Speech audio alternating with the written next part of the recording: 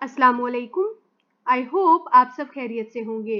Welcome to another class, chapter number 5, physical states of matter. Today we are going to study Charles law.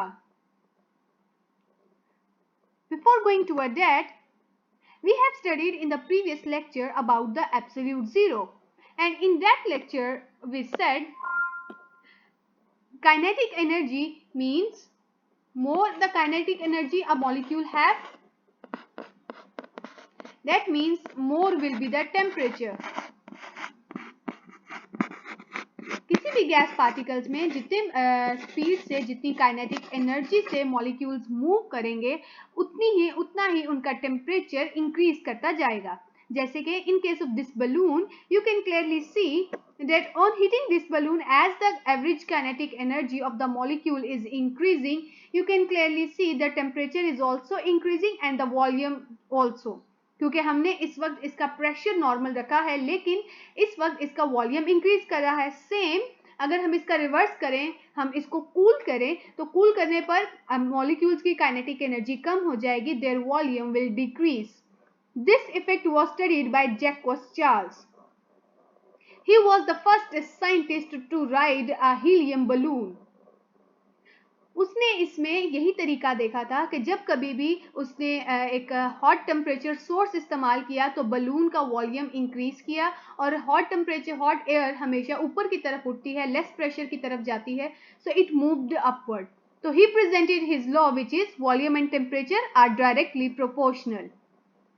So it means अगर हम proportionality खत्म करें, so we get K and T, volume, temperature in Kelvin, and K is the proportionality constant. So it means the temperature must be kept in Kelvin scale.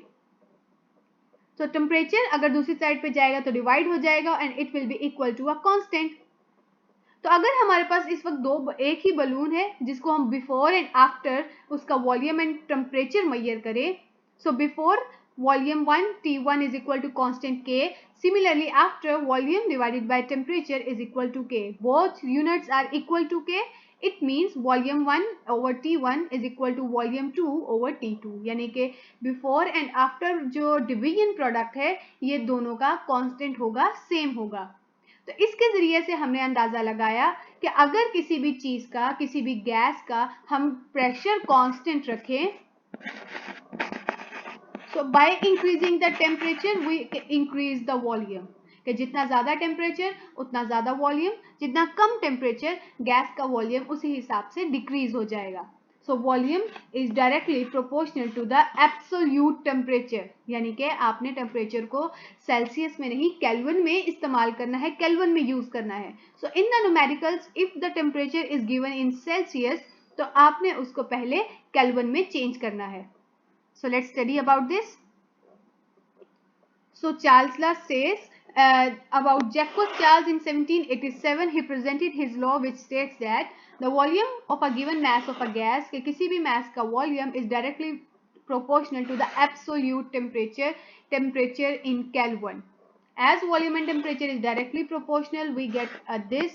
After removing the proportionality constant, we get a constant. अगर आप constant को side पे रखें तो volume divided by temperature.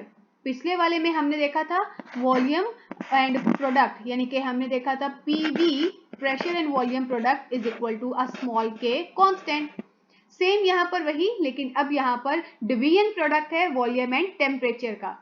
पिछले में हमने temperature को कांस्टेंट रखा था, इसमें वी कीप प्रेशर कांस्टेंट। तो अगर हम before and after temperature and volume को मेजर करें तो दोनों का जो डिवीजन प्रोडक्ट होगा, जो डिवाइड करने के बाद जो आंसर आएगा वो सेम होगा, because it is equal to a constant which is K. Let's prove this experimentally.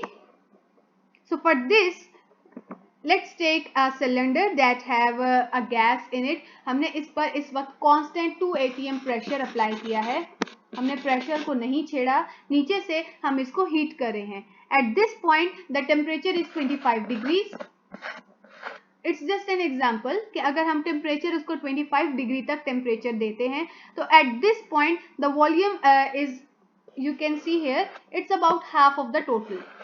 लेकिन जैसे ही आप टेम्परेचर इंक्रीज करते हैं, you increase the temperature up to 100 degree, the volume has increased up to 62.5 centimetre cube. यानी कि original से temperature change करने पर वॉल्यूम भी चेंज करता है, as both are directly proportional to each other. So at keeping temperature of 25 degrees Celsius, initial 25 degrees Celsius, the volume is 50 centimetre cube. यानी कि अगर हम प्रीवियस एक्सपेरिमेंट में ये वैल्यूज को देखें कि अगर हमारा टेम्परेचर 25 डिग्रीज है और अगर हम इस पॉइंट पर वॉल्यूम रखते हैं विच इज 50 सेंटीमीटर क्यूब और प्रेशर हमारा कांस्टेंट 2 atm है, यानी हमने इस प्रेशर को अब चेंज नहीं करना, तो after the increasing the temperature, अगर हमने 25 से 100 डिग्री तक टेम्परेचर को इंक्रीज किया, इंक्रीज करने पर the volume as also increased, it is 62.5 centimetre cube. यानी कि ओरिजिनल से हमारा वॉल्यूम इंक्रीज हो गया है जबकि pressure is still 2 atm. So by keeping the pressure constant, volume and temperature are directly proportional to each other. So here it says, so the increase in temperature increase the volume, that can be observed in the previous figure. Charles law comes as a long question in your paper, so you have to write the complete Charles law along with the experimental verification. तो आज के लिए इतना ही.